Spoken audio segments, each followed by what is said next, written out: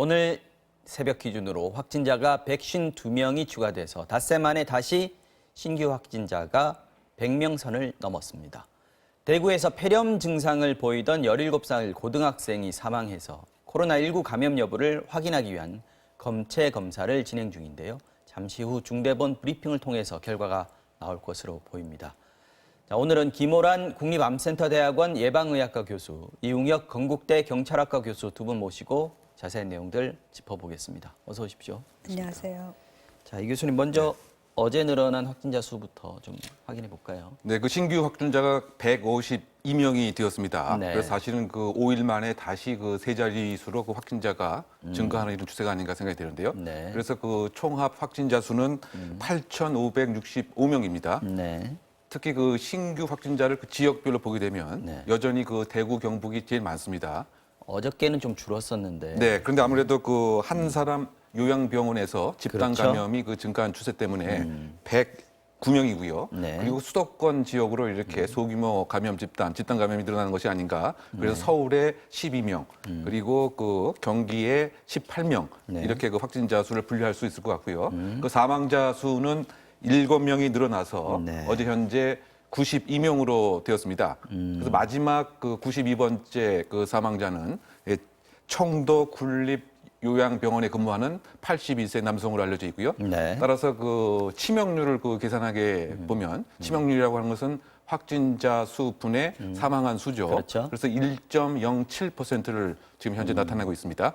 그리고 완치자도 증가하고 있는 다소 희망적인 소식인데요. 407명의 새로운 완치자가 생겨서 네. 총합 1,947명이 완치된 것으로 정리할 수 있겠습니다. 네. 지금 사망자 수 7명 늘었습니다. 그래서 1%대로 지금 올라선 상황인데, 물론 뭐 전 세계적인 수준으로 해서 보면 우리나라 치명률이 잘 관리가 되고 있다 이렇게 볼 수 있겠습니다만, 지금 이제 1%대, 이전에 이제 0.6에서 0.9까지 올라왔다가 이제 1%대가 됐기 때문에 중증 환자들 관리 조금 더 잘해야겠다 이런 생각도 드네요. 그렇죠. 그리고 무엇보다 중요한 것은 이제 나이가 많으신 분들의 사망률이 높은데 최근에 계속해서 요양병원, 요양원 환자가 지금 확진이 되고 있잖아요. 이분들은 치료를 열심히 한다고 해도 아무래도 사망률이 높을 수밖에 없거든요. 그렇죠. 그래서 요양병원, 요양원에 감염이 확산되는 것을 막는 것이 무엇보다 중요하겠습니다. 자, 이 확진자 수가 늘어나면서 의심 증상을 보이던 의심 증상을 가지고 있던 거를 가벼운 감기로 생각해서 치료제를 먹지 않습니까? 해열제를 먹는다든지 진통제를 먹어서 이제 나는 나았구나라고 생각했는데 나중에 확진되는 경우들이 있습니다. 지금 WHO에서 약을 함부로 먹으면 안 된다라는 얘기가 나오고 있어요. 그중에서 특히 이부프로펜 제제라고 하나요? 지금 진통소염제 우리가 브루펜 시럽 뭐 이런 거 많이 그렇죠. 아이들 먹고요. 예. 뭐 에드빌도 먹고요. 이게 예. 이부프로펜 예, 소재죠. 그렇습니다. 예. 이거 왜 먹지 말라고 하는 건지. 지금 좀 논란이 되고 있습니다. 네. 아직 확실하진 않고요. WHO에서는 이 진통 소염제가 이제 소염 기능을 이제 하면서 네. 이렇게 좀 전문적인 얘기인데 AC 어댑터라는 게 있어서 바이러스가 침투하는데 수용체라고 그렇죠. 얘기하죠. 예, 네. 그 잘 달라붙게 하는 그렇죠. 거죠. 네. 근데 그거랑 이 이부프로펜이 작용을 하면서 오히려 바이러스가 더 잘 달라붙게 하는 수가 있다. 그러니까 조심해야 된다. 이런 네. 얘기를 하고 있고요. 사실 이부프로펜 말고도 비슷하게 해열 진통 역할을 하는 이제 우리가 많이 쓰는 타이레놀, 이제 유럽에서는 파라세타몰이라고 네. 이제 하는데요. 네. 그런 게 있으니까 이부프로펜보다는 타이레놀 계통을 쓰는 것이 더 낫겠다. 이렇게 얘기하고 있는 겁니다. 지금 유럽에서는 지금 이게 아까 말씀하신 대로 그거 사실 아니다라고 지금 얘기를 하고 있다는 거죠. 그러니까 아직 확실하지는 않은데 네. 이제 설왕설래가 있는데 지금 이거를 확실하게 보려면 좀 더 기다려야 되는 거죠. 그러니까 일단 타이레놀을 먼저 쓰고 결과를 지켜보는 게 더 좋겠습니다. 지금 이게 치료제 역할을 하고 있는 건 아니죠? 그렇죠. 치료제는 아닌데 우리가 이제 이런 질병에서는 대증요법이라고 그래서 증상에 따른 치료를 하게 됩니다. 열이 증상을 나면 완화시키는 데는 그렇죠. 효과가 예. 있으나. 열이 나면 열을 좀 줄여주고 이런 이제 역할을 하게 되기 때문에 전부 다 이 해열제를 쓸 수밖에 없는데 가능하면 해열제 종류를 타이레놀 계통을 쓰는 것이 좋겠다 하는 겁니다. 그러니까 초기 경증 환자들 같은 경우에는 이런 약들을 쓰면서 증상 관리를 하면서 그렇죠. 버티는 예. 그런 거 아니겠습니까? 맞습니다. 그런데 많이 예. 지금 쓰고 있을 텐데 지금 이런 얘기가 나와서 좀 민감해서 한번 여쭤봤고요. 그러면 치료제는 실제로 지금 우리가 이때까지 에볼라 바이러스 치료제가 지금 뭐 치료제로 개발되고 있다 하는 얘기 있었고 에이즈 치료제 이게 지금 실제로 효과가 있다 이런 얘기까지 나오는데 어느 정도까지 나와 지금 있나요? 이제 에이즈 치료로 쓰는 칼레트라라는 약은 네네. 우리나라에서도 사용을 해봤고 네. 실제로 효과도 좀 있는 것 같다라고. 이건 지금 우리나라 임상 환자들이 지금 쓰고 있는 거죠. 예, 그 실제로 지금 현장에서도 많이 사용하고 있다고 합니다. 그리고 에볼라 치료제는 렘데스비어라는 건데 그건 이제 길리어드라는 회사가 개발을 해서 네. 현재 우리나라에서도 이제 임상 시험에 참여를 하고 있는 상황입니다. 이게 미국 회사죠? 예, 그렇습니다. 그러면은 이게 만약에 렘데스비어라는 약품이 약제가 에볼라 바이러스 치료제가 이 코로나19 치료제로 쓸 수 있다라고 지금 얘기가 될 수 있는 상황이 되려면 얼마나 걸릴까요? 임상 시험이 이제 어제도 저희가 회의를 했는데 네. 임상 시험이 이제 시작돼서 우리나라에서는 약 한 3명 정도가 지금 이 임상 시험에 참여한 상태이기 때문에 이 결과를 다 보려면 시간은 좀 몇 달 걸립니다. 몇 달 정도 예. 수준입니까? 예. 백신은 더 오래 걸리나요? 그렇죠. 백신은 백신은 어느 이제 정도 걸려요? 이제 임상 시험을 시작해 보자라는 한 단계인데 백신의 임상 시험은 한 단계가 아니라 3단계를 거쳐야 되거든요. 지금 렘데스비어 같은 약에 대한 임상 시험은 사실 2상하고 3상을 순서대로 해야 되는데 이제 건너뛰었죠. 예, 급하니까 2상, 3상을 지금 동시에 하고 있는 상황입니다. 그러니까 동물 시험하고 사람에 대한 인체에 대한 시험하고는 아니요, 지금 같이 그렇진 하는 겁니까? 않고요. 동물 실험이 다 끝나야 인체에 대한 것을 하는데 네. 인체에 대한 것 자체가 1상, 2상, 3상이 있는 겁니다. 아, 인체 시험 자체가 1상, 2상, 3상이 있는데 예, 예. 그걸 지금 동시에 하고 있다. 아, 예, 예. 알겠습니다. 시간이 어쨌든 좀 걸린다는 거고 그렇죠. 치료제는 생각보다는 지금 많이들 이제 연구들을 매진하고 있으니까 미국도 달라붙었으니까요. 조금 그렇죠. 빨라질 수 있지 치료제는 이제 않겠나. 처음부터 개발하는 게 아니라 이미 있는 있는 거를 것이 검증하는 거. 예, 여기에 좀 효과가 있는지를 보는 거기 때문에 좀 더 빠른 거고요. 백신은 새로 개발을 해야 되는 거니까 시간이 더 많이 걸리죠. 알겠습니다. 에이즈 치료제는 뭐 이미 조금 효과가 있다고 얘기하셨고 에볼라 바이러스 치료제에 그 문제가 있는 것은 안전성 때문에 지금 계속해서 검증을 해야 된다는 거죠. 예, 예. 알겠습니다. 자, 어제 오늘 관심이 집중된 코로나19 관련 이슈들 조금 더 짚어보겠습니다. 자, 먼저 대구에서 폐렴 증세로 사망한 17살 고등학생 이 얘기인데 어저께 사망을 했는데 아직까지 코로나19 감염인지 아닌지는 미결정 이렇게 돼 있는 거죠. 네, 일단은 뭐 그런 그 상태인데 아마 조금 후에 브리핑에서 일정한 결과를 발표하지 않을까 예상해 봅니다. 네. 왜냐하면 일단은 공식적인 그 사인 자체는 소위 그 다발성 장기 부전으로 보고 있는 것 같습니다. 갑자기 장기 전체가 상황이 나빠지는 뭐 이런 형태인데 네. 그 유가족의 그 이야기에 의하면 기저 질환도 없었고 또 그 뭐 신천지 뭐 교인도 그 아니었기 때문에 이게 급작스러운 것에 대해서 상당히 의아심을 표하고 있는 것 같습니다. 그리고 또 직전에 그 나왔던 한 언론 보도하고 인터뷰에 그 의하면 그 사망 진단서를 유가족이 이제 그 공개를 그 했는데요. 네. 그 처음에 예를 들면 코로나 폐렴에 의한 급성 호흡 부전으로 사망 원인을 적었는데 병원 측에서 어쩐 일인지 일반 폐렴으로 바꾸자 바꿨다. 이렇게 얘기를 한 것에 상당히 그 당황하고 황당했다. 뭐 이런 그 입장도 분명히 그 밝히고 있는 것 같습니다. 그 어쨌든 이 과정을 가만히 보게 되면 겉 외관은 분명히 그 코로나 의상 증심이 뭐 있었던 것 같습니다. 폐 엑스레이 결과 폐 전체가 하얗게 되는 거 하면 그런데 다른 수차례의 이 결과는 또 음성 판정을 나왔기 때문에 다만 유전자 하나가 양성이었다. 그러다 보니까 과연 원인이 무엇이냐에 있어서는 미결정, undetermined로 일단 파악을 해놓은 것 같고요. 이것을 정확하게 하기 위해서 여러 병원에 검체 검사를 의뢰를 한 것 같습니다. 소위 교차 검사를 지금 검사. 시행 중에 있는 것 같고요. 따라서 방역 당국이 갖고 있는 데이터와 네. 병원의 조사 결과를 종합적으로 판단을 해서 사망 원인이 무엇인가에 대해서는 바로 발표를 하겠다. 그래서 아마 오후 브리핑이 나올 가능성이 있지 않는가 생각이 되는데요. 어쨌든 요약하게 되면 이것이 이제 그 17세의 젊은 학생이기 때문에 네. 그 원인이 코로나19에 의한 것인지 아니면 다른 것인지 네. 또 음성 판정이 7차례, 8차례 있었고 하나의 유전자에서 양성으로 나왔던 것인데 과연 원인은 무엇인지는 교차 검사 결과에 의해서 판정되지 않을까 보입니다. 지금 방역 당국이 교차 검사까지 시행한다는 것 자체가 이 부분을 상당히 주목하고 있다라고 그렇죠. 봐야 될 것 예. 같은데 왜냐하면 이게 17살 10대 환자가 맞습니다. 처음으로 사망한 예. 셈이 되고요. 만약에 양성으로 나온다면요.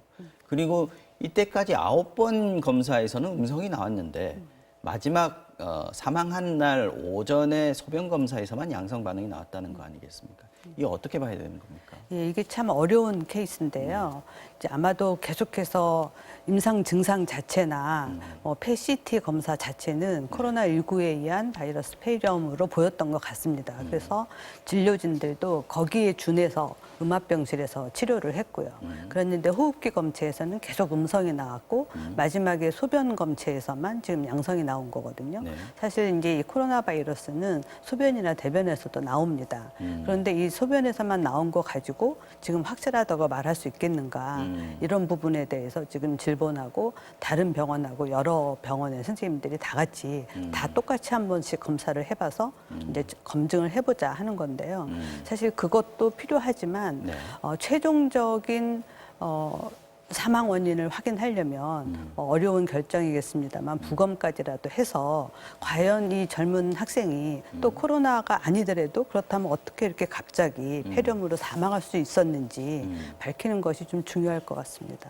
그러니까 만약에 이제 실제로 코로나 바이러스에 의한 사망이라고 결론이 난다고 하면 지금까지 기저질환이 있거나 고령이거나 하는 경우에 주로 이제 상황이 위중해진다라고 얘기해 오지 않았습니까? 그렇습니다. 지금 이 네. 친구 같은 경우에는 폐렴 증상이 발현한 지 얼마 되지 않은 상태고 그 전에는 기저질환이 없었고요. 나이도 그렇죠. 젊습니다. 예. 네. 그래서 지금 이제 의료진들은 뭐 사이토카인 폭풍 같은 면역 반응을 얘기하는데 그게 뭡니까? 정확하게. 이제 우리 몸의 면역 반응은 외부에서 바이러스나 이런 이물질이 오면 네. 그거를 억제하기 위해서 백혈구가 이제 가서 달려드는 말하자면 거죠. 그쵸 전쟁을 치르는 건데 이것이 너무 과도하게 일어나면 몸 전체에 오히려 부작용이 생깁니다. 이게 이제 건강하고 젊은 사람들에게서 이게 더 활발하게 오히려 그런 작용이 거죠. 일어나니까 예, 오히려 그런 거죠. 그걸 사이토카인 예. 폭풍이다라고 예, 얘기하는 그 이제 그런 경우가 있는데 정말 이 학생이 그래서 사망을 한 건지 그건 지금 알 수 없는 상황이거든요. 그렇죠. 예. 알겠습니다.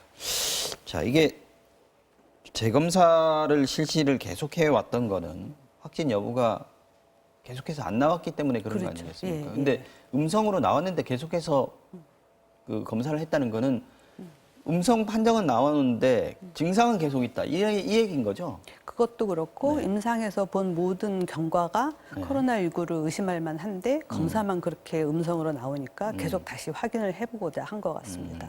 근데 이 고등학생이 처음에 병원 간 곳하고 사망할 때 치료를 받은 곳하고가 지금 다릅니다. 처음 갔을 때 병원에서 뭔가 잘못 대처한 거 아니냐 이런 유가족들도 그 얘기를 지금 하고 있는 모양이죠. 네, 유가족이 이제 그런 입장을 아주 밝히고 있는 것인데요. 그 사연인즉 12일 저녁 그 6시경에 그 선별진료소를 이제 방문을 해서 사실은 이제 그 검사 자체를 그 요구했습니다만 시간이 그 늦었기 때문에 이 시점에서 검사는 이루어지지 않았던 것 같습니다.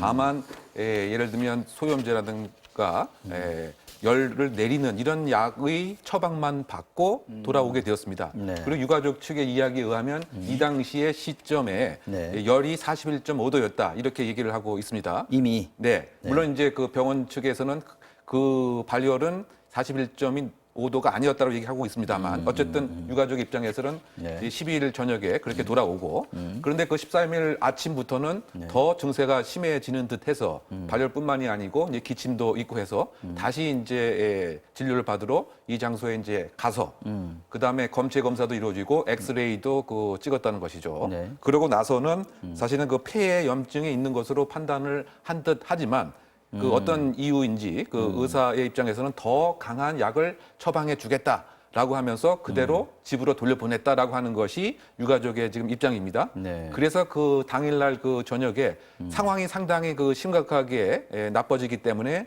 이 병원에 그 전화를 걸어서 상당히 그 상황이 지금 심각하다라고 했더니 병원 측에서는 소견서를 그 써주겠다. 다른 3차 병원으로 가야 된다. 그래서 영남대병원으로 가는 영남대 병원으로 이제 가서 오늘은 이제 넘기기 이제 힘들 것 같다. 이런 그 이야기를 들었다고 하는 것이고요. 그리고 아까 이제 잠깐 말씀을 제가 전해드린 바와 같이 이 사망 진단서를 영남대 병원에서 발부받았는데 영남대 그 병원에서도 어떤 이유인지 그 사인 거기에서도 자체를 약간의 의혹이 있고. 네, 좀 바꾸자고 이렇게 제안을 해서 그것도 이제 황당스러웠다. 이것이 유가족이 의심스럽게 생각하는 내용의 요약입니다. 아마 서명 소견서를 바꾸자고 했던 것은 보건당국에서도 이거 확실하게 결정을 못 내렸기 때문에 그렇죠. 예. 사망 진단서에 그걸 명시하기는 어려웠던 거 아닌가 이런 생각도 좀 예, 듭니다. 그렇습니다. 임상적으로는 코로나19에 의한 폐렴으로 생각을 했지만 지금 이게 이제 논란이 커지니까 확실하게 진단이 나온 다음에 쓰는 게 좋겠다라고 생각하고 있는 것 같습니다. 지금 속보가 들어왔는데요.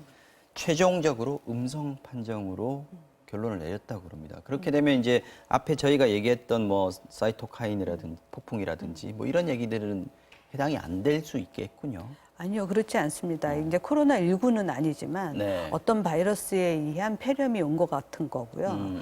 어떤 바이러스인지도 좀 확인이 필요하고 이렇게 이제 젊은 학생이 네.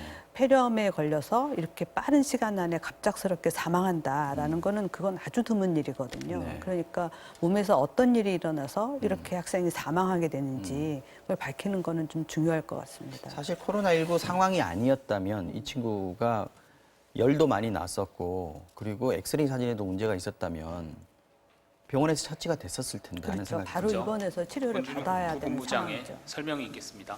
알겠습니다. 자, 지금 중앙방역대책본부 권준욱 부본부장의 브리핑이 시작됩니다. 들어보시겠습니다. 네, 3월 19일 코로나19 국내 발생 현황을 말씀드리겠습니다. 3월 19일 0시 현재 총 누적 확진자 수는 8,565명입니다. 이 중 1,947명이 격리 해제되었습니다. 신규 확진자 수는 152명이고 격리 해제는 407명이 증가를 해서 전체적으로 격리 중 환자 수는 감소하였습니다. 지역별로는 대구가 97명으로 가장 발생이 많았고 이어서 경기도 18명, 경북이 12명, 서울도 12명이 발생하였습니다. 전국적으로는 80.8%가 집단 발생과 연관성을 확인할 수 있었습니다. 서울의 구로구 소재 콜센터와 관련해서는 전일 대비 4명이 추가로 확진되어서 현재까지 139명의 확진 환자가 확인이 되었습니다. 경기도 성남시에 소재한 은혜의 강 교회와 관련해서는 9명이 추가로 확진되어서 현재까지 총 64명의 확진자가 확인되었습니다. 경기도 성남에 소재한 분당재생병원 관련해서는 전일 대비 4명이 추가로 확진되어서 현재까지 총 35명의 확진자가 확인되었습니다. 특별히 확진자가 다수 발생했던 81병동에 방문했던 직원 144명이 추가로 확인되어서 이들 직원들에 대한 검사를 실시했고 이 중 3명이 양성으로 확인되었습니다. 대구에서는 북구에 소재한 배성병원 의료기관에서 현재까지 총 8명의 확진 환자가 확인되었습니다. 대구에서는 현재 고위험 집단에 대한 전수조사가 진행 중으로 요양병원 5개소에서 7명의 확진자가 추가로 발생해서 조치가 진행되고 있습니다. 또한 어제 대구의 17세 고교생의 안타까운 사망 소식에 저희 중앙방역대책본부에서 일단 유가족 분들에게 깊은 애도의 말씀을 드리고 동시에 삼가 고인의 명복을 빕니다. 많은 국민들께서 함께 슬퍼하고 걱정하고 계시는 이번 안타까운 사례에 대해서 저희 방역당국에서는 신중하고 또 객관적으로 상황 분석을 진행을 해왔습니다.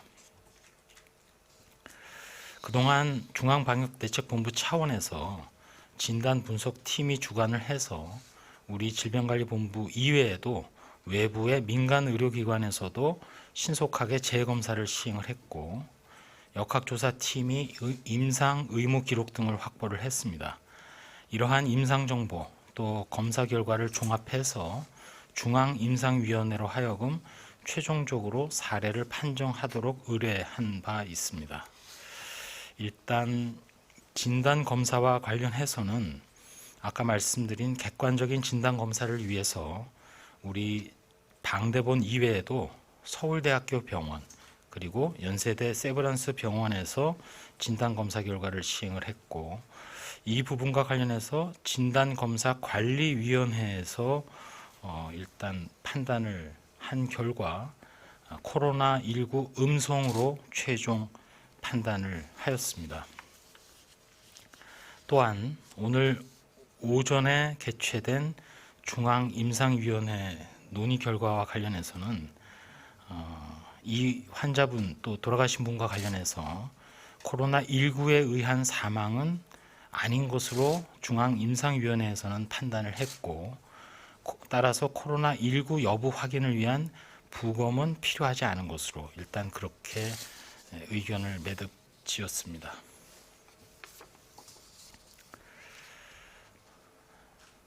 저희 중앙방역대책본부에서는 전 세계적인 상황을 볼 때 유럽 지역 그리고 미국 그리고 중동 지역에서도 코로나19 환자가 급증하고 있습니다.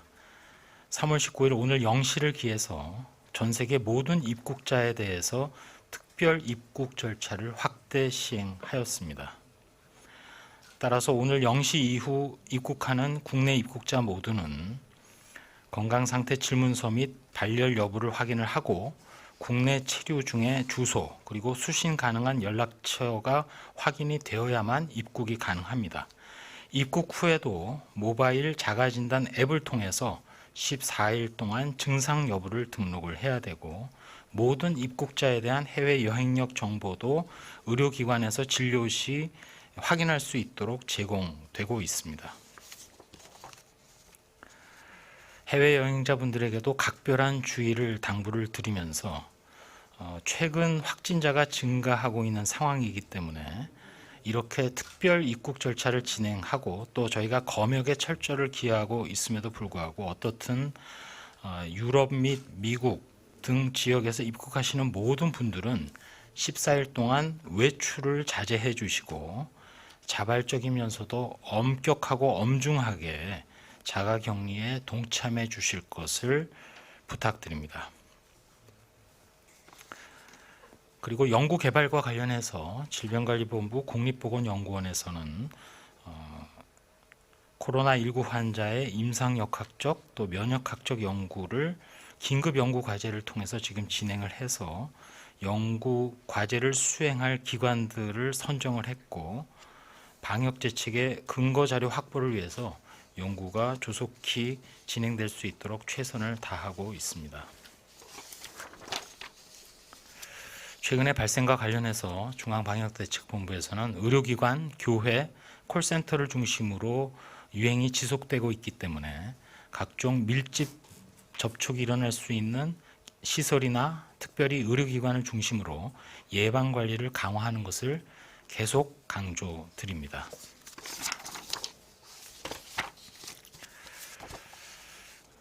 그리고 오늘 특별히 코로나19 유행이 장기화되면서 감염병과 관련된 불안, 불면, 무기력 등의 스트레스를 호소하는 국민들이 점차 늘어나고 있습니다. 이러한 분들의 심리적 안정 그리고 일상적인 복귀를 돕고자 정신건강 정보를 안내하고 마음을 돌보는 심리적 방역에 대해서도 안내를 해드리겠습니다. 혼자 힘들어하지 마시고 꼭 전문가의 도움을 받으시기 바랍니다. 질병관리본부와 한국심리학회에서는 심리상담 전문가 230여 명의 자발적인 협조를 받아서 1339 콜센터로 심리상담을 요청해 오시면 한국심리학회 전공 교수 등의 전문가 상담을 지원해 드리고 있습니다. 또한 코로나19 통합심리지원단에서도 국가트라우마센터라든지 또 정신건강복지센터를 통해서 전국적으로 전문적인 상담을 해드리고 있고 기타 지방자치단체 또 시도교육청에서도 지역 주민, 학생, 학부모 대상으로 전화 또는 온라인 상담을 진행하고 있으니 불안과 우울감을 극복하기 위해서 전문가의 도움을 꼭 받아주실 것을 당부드립니다. 이상입니다. 네, 그럼 질의응답 받도록 하겠습니다. 오송에서 세 분 기자님 질문 받겠습니다. 질문하실 기자님 오른쪽 앞에 계신 기자님 먼저 받겠습니다. 예, 저 JTBC 박유미입니다. 일단 17세 사망자 관련해서 좀 보충 설명을 부탁드리고 싶은데 사전에 정확히 몇 번 검사를 한 것이고 또 어제 본부장님 설명 중에는 추가로 하나에서 양성 반응이 있었다고 했었는데 지금 어쨌든 애매하다고 보시기 때문에 오늘 여러 병원들과 교차로 하신 거라고 보이거든요. 그 최종 결론을 내린 과정에 대한 것, 그리고 오늘 중앙임상위에서도 만약에 살펴봤다고 하면 이 환자가 그럼 짧은 시간에 갑자기 악화돼서 사망하게 된 원인이 뭔지, 기저질환이나 특이점이 좀 있었는지 설명을 부탁드립니다. 그리고 질문이 하나 더 있는데 김강립 차관님을 비롯해서 이제 그 접촉자로 분류되는 과정에서 이제 역학조사 내용을 좀 여쭤보고 싶은데요. 13일 날 수도권 병원장 회의 영상을 봤는데 일단 그 차관님을 비롯해서 복지부 공무원들은 마스크를 안 썼고 병원장들은 대부분은 마스크를 쓰고 있었더라고요. 또 이영상 원장 자리는 그 복지부 공무원들하고는 상당히 먼 자리였고 그러면 사실은 그 공간에서 접촉자로 분류가 안 된 병원장님이 일단 몇 분이신지, 그리고 접촉자로 분류가 되고 안 되고에 마스크 착용이 영향을 미친 것인지 좀 설명을 부탁드립니다. 먼저 그 분당재생병원의 그 확진된 사례와 관련해서는 일단 역학조사관의 판단 결과 그 장소에 있던 모든 참여자들은 다 접촉자, 밀접 접촉자입니다. 따라서 확진이 발생한 그 확진자로부터 마스크 유무와 관련 없이 그 밀접한 접촉이 일어났다고 판단을 했고, 역학조사관이 그렇게 판단한 근거는 충분한 시간 동안 전파가 가능성에 대해서 인정을 한 부분이기 때문에 일단 그 공간에 있었던 모든 분들은 다 밀접 접촉자로서 자가격리 대상에 해당이 됩니다. 자가격리가 되게 되면 밀접 접촉자로서 일단 증상이 나타나게 되면 코로나19와 관련한 검체 확보를 통해서 검사가 진행되는 것이 현재의 지침이고, 그 지침의 진행에 있어서는 직업이라든지 직위 또는 전문 영역 등과 무관하게 모든 국민이라면 다 접촉자와 관련된 지침에 따라서 진행이 되는 그런 상황이 된다는 말씀을 드립니다. 그리고 첫 번째 질문하신 17세 돌아가신 분과 관련된 검사 등과 관련해서는 우리 그 유천권 담당 센터장이 이 자리를 하고 계시기 때문에 조금 더 자세히 설명을 드리고 제가 또 정리를 해드리겠습니다. 네. 유천건 감염병 분석센터장입니다. 네, 우선 영남대 병원 자체적으로는 사망하신 17세 남자분에 대해서 3월 13일부터 18일까지 총 13회의 코로나19 검사를 시행한 것으로 파악했습니다. 그 결과 호흡기 검체 12회는 음성이었으나 13회, 18일 날 시행한 13회차 검사 시에는 소변과 가래로부터 부분적인 PCR 유전자 검사 반응을 보여서 질병관리본부에 검사를 의뢰하게 된 것입니다. 부본부장님께서 말씀하셨듯이 질병관리본부는 그 미결정 반응을 보인 호흡기 세척물, 혈청, 소변 등 잔여 검체를 인계받아서 재분석을 시행하였고, 동시에 2개의 병원, 서울대학병원과 세브란스병원에서 동일 검체를 의뢰하여서 동일 검사를 요청한 바 있습니다. 그 결과 질병관리본부와 모든 시험기관의 모든 검체에서 코로나19가 검출되지는 않았습니다. 또한 검체 의뢰한 영남대학병원으로부터 검사 원자료를 제공받아 재판독한 결과 환자 검체가 전혀 들어가 있지 않은 대조군 검체에서도 PCR 반응이 확인되는 등 실험실 오염 또는 기술 오류 등에 대한 미결정 반응 가능성이 합리적으로 의심되었습니다. 본 사례를 2가지를 종합해서 오늘 오전에 민관 진단검사 전문가로 구성된 코로나19 진단관리위원회를 개최하였으며, 위원회 전원 일치된 의견으로 본 사례는 음성 판단이 가장 합당하며 여러 가지 실험실을 점검할 필요성이 있는 것으로 판단하였습니다. 그 이유로는 앞에 말씀드렸듯이 검체에서 일관되게 여러 유전자가 아니라 하나의 유전자만 검출되고 음성 대조군에서도 PCR 반응이 관찰되는 등 몇 가지 합리적으로 의심할 사례가 발견됐다는 것에 근거를 두고 있습니다. 질병관리본부는 영남대학교 코로나19 검사를 오늘 오전 잠정 중단토록 하였으며 민관 전문가를 구성된 전문가단을 파견하여서 실험실의 정도 관리를 지원할 예정으로 있습니다. 네, 브리핑 여기까지 듣겠습니다. 오늘 그 17살 고등학생의 사망과 관련한 어떤 결론, 또 왜 이렇게 결론 내렸는가 하는 부분에 대해서 다시 한번 좀 얘기를 해봐야 될 것 같습니다. 최종 음성을 판정을 내린 주체가 중앙임상위원회도 이렇게 판단을 했고요. 그리고 진단검사관리위원회에서도 이렇게 판단을 했다는 겁니다.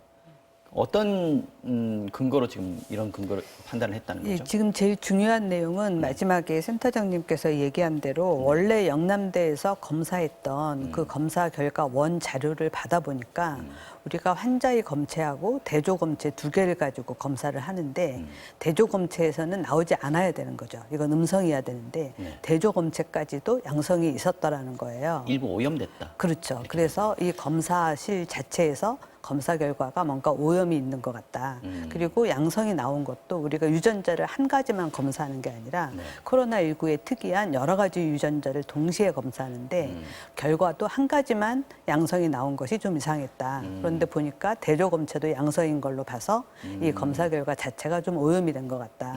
그래서 이 검사실에 정도 관리를 다시 해야 된다라고 말씀하신 겁니다. 그러니까 지금 사후 검사를 한 거는 새로 검체를 추출을 해서 다시 이제 세 군데에서 검사를 했다는 거 아니겠습니까? 예, 그리고 그랬더니 안 소변뿐만 나왔다. 아니라 잔여 걸체로 혈청이나 다른 검체도 다 해봤는데 아무 데서도 안 나왔다는 거죠. 그래서 부검할 필요도 없다. 이렇게 예, 지금 예. 결론이 났군요. 알겠습니다. 뭐 깨끗하게 해결이 된 거 아닌가. 물론 예, 뭐 사망한 그렇습니다. 부분에 대해서는 저희가 그렇죠. 애도를 표합니다만 어쨌든 코로나19가 아니라는 부분에 대해서 결론은 명확하게 나온 거 아닌가 싶은 생각이 듭니다. 자, 분당 재생병원과 관련해서도 좀 질문도 나왔고요. 브리핑에도 있었는데 지금 분당 재생병원 문제가 되고 있는 게 지금 특히 병원장이 감염됐다는 거고 이 병원장의 증상 발현 시점이 그 중앙방역대책본부의 간담회 이전에 이미 시작됐었다. 그런데 참가했었다. 이런 거 아니겠습니까? 네, 그 부분인 것 같습니다. 그러니까 이 분당재생병원장이 11일, 12일에도 발열 증상 등 의심되는 상황이 있음에도 불구하고 13일 날 있었던 네. 지금 그 복지부 차관의 간담회에 참여를 한 점이 이제 문제가 되는 것은 아니냐 지금 이런 점입니다. 그렇죠. 그래서 대학 병원장들 23명과 복지부 공무원 등 통합된 입장에서 감염될 가능성이 있지 않았던 것인가 이런 문제가 되는 것이고요. 따라서 지금 그 차관도 자가격리가 되었기 때문에 네. 또 다른 공무원도 예방적 청문회에서 자가격리가 되었었는데 그렇게 되게 되면 국가 방역망 자체가 이렇게 감염이 된 것은 아니냐. 즉 이 업무의 중앙 컨트롤 타워에 지금도 어쨌든 자가격리니까 네. 실질 현장에서와 상대적으로 상당히 조금 취약하게 감염은 됐다. 아니지만 일단 스톱된 상태. 네. 그 공백은 분명히 생긴 건 맞는 그렇죠. 거죠. 그 부분과 더불어서 아니 의사고 전문가인데 증상이 있으면 스스로 사실은 자가격리를 한다든가 이런 간담회에 참여를 하지 말아야 되는 것은 아니냐 이런 비판적 시각이 있는 것 같고요. 네. 또 비슷한 맥락이긴 합니다. 그 성남 은수미 시장과 관련된 네. 비상 방역 회의에도 그 회의도 들어갔어요. 들어갔었던 네. 것이죠. 그럼 다행히 그 은수미 시장 자체는 음성으로 이제 그 판정이 그 나왔습니다만 네. 소위 말해서 예방적 차원에서 또는 대면 접촉을 먼저 꺼려야 되는데 네. 그렇지 않았던 점이 좀 문제가 되는 것은 아니냐라고 하는 시각이 있습니다. 지금 그 분당 재생병원 같은 경우에 처음에 환자가 발생했던 병동에 누구누구가 들어갔느냐. 그러니까 말하자면 접촉자로 분류되었어야 할 사람들이 명단이 누락됐다. 이게 지금 경기도 조사에서 나와버렸어요. 네, 그렇습니다. 그러니까 분당 재생병원에서 첫 확진자가 발견한 곳이 81병동입니다. 이게 호흡기 병동인 거죠? 네, 그리고 결론부터 얘기하면 이 첫 확진자와 접촉한 총 인원이 279명인데 네. 경기도에서 바라보는 측은 어떠한 이유인지 144명은 누락을 시켰다. 네. 즉 135명만 명단을 그 제출했기 때문에 이것은 방역 검사를 고의로 방해하려고 했던 것은 아니냐 고발을 검토하고 있다 이런 입장인 반면 병원의 입장에서는 네. 이것을 극구 부인하고 있습니다. 다만 이제 사과를 하고 있습니다만 인력이 상당히 적고 업무의 그 미숙한 탓이었지 일부러 144명을 빼려고 했던 것은 아니었다. 네. 더군다나 CCTV도 다 제출했고 또 144명을 찾아내게 된 결정적인 그 아이디어 자체가 병동 출입 기록 자체를 제출했는데 이것도 병원에서 먼저 아이디어를 착안해서 제출한 것이다. 그런 측면에서 봐서는 일부러 숨기려고 한 것은 아니다. 뭐 이런 입장으로 지금 대비가 되고 있는데요. 어쨌든 우연인지 모르지만 이 144명 명단 중에는 병원장의 명단도 포함돼 빠져 있다. 있는 그렇죠. 누락된 명단에 병원장도 포함돼 있다. 그렇죠. 결국은 이제 그렇다면 왜 그랬던 것이냐, 네. 실수냐, 아니면 일부러 뺀 것이냐 그런 부분이 좀 논란이 되고 있는 상황입니다. 그거야 뭐 나중에 밝혀지겠지만 일단 안타까운 게 너무 좀 한심하다고 해야 될까요? 이 대형 병원 병원장 아닙니까? 그러면 맞습니다. 본인이 의심 증상도 있었고 자기 병원에서 환자도 발생한 상황이었는데 이 회의에 왜 갔을까? 이거 정말 답답한 그러니까요. 아까 것이에요. 말씀하신 대로 144명 명단을 누락했는데 지금 거기서 3명의 확진자가 나왔거든요. 그러니까요. 그럼 이 사람들이 그동안 접촉한 사람이 있잖아요. 또 있을 거 아니에요. 그렇죠. 그래서 지금 자가격리 대상자가 800명대로 늘어났습니다. 병원 기능이 지금 스탑하게 생긴 거죠. 알겠습니다. 자, 해외 역유입 사례. 어제도 저희가 소개를 좀 해드렸는데 또 나왔습니다. 해외 대회에 참가하고 온 펜싱 선수들. 여기에 지금 집단 감염이 우려되고 있는 상황이에요. 네, 그 헝가리 국제 대회입니다. 펜싱 그 부다페스트에서 이제 열렸던 것인데요. 그 15일 날 이제 귀국을 했습니다만 네. 이 여자 선수 중에서 확진자 3명이 생긴 것입니다. 즉 울산에서 1명, 태안에서 1명, 네. 그 남양주에서 그 1명. 그래서 그 지금 남자 선수와 접촉한 뭐 이런 경우도 있고요. 코치도 또 있고 이래서 이 대회에 참석했던 30명에 대해서 지금 자가격리가 이루어진 이런 상황이 있습니다. 지금 뭐 지침을 어긴 경우들도 좀 있는 모양이죠. 네, 그렇습니다. 그 2주간 이제 자가격리를 했음에도 불구하고 네. 사실은 지금 태안에서 확진 판정이 된 선수는 자가격리 자체를 무시하고 이렇게 여행을 했다고 하는 것이고요. 2명의 선수는 자가격리를 준수하고 있는 상황에서 집에서 이제 확진 판정을 받게 된 거죠. 그런데 이것이 엄청난 또 차이가 있죠. 왜냐하면 이것을 무시하고 태안 일대를 이렇게 여행을 했기 때문에 태안 펜션의 그 주인 또 옆에 있었던 그 편의점의 점원들 네. 등의 또 감염 우려가 있기 때문에 즉 자가격리를 준수하는 지역 감염으로 상황하고 이어지는. 네 그렇지 않은 상황하고 네. 이렇게 여파가 좀 크지 않나 이런 차별점이 있습니다. 지난번에 국립발레단의 경우도 그런 경우가 있었고요. 이번에 그렇죠. 펜싱 선수단도 지금 마찬가지인데 지금 거리두기, 사회적 거리두기 이거에 대해서 아무런 생각이 없는 거 아닌가 이런 생각들도 들어요. 지금 외국에처럼 좀 강력하게 차단 조치를 우리도 좀 시행해야 된다 이런 목소리도 나오고 있습니다. 그럼 예를 그렇죠. 들면 카페라든지 음식점 같은 것도 이제 가면 안 되는 거 아니냐 이런 목소리 있는데 지금 필요합니까? 어떻습니까? 보시기에. 지금 상황이 이렇게 점점 더 나빠지면 네. 그런 극단적인 조치까지도 고려해 봐야 된다. 이런 얘기가 나오고 있는 것이 사실입니다. 네.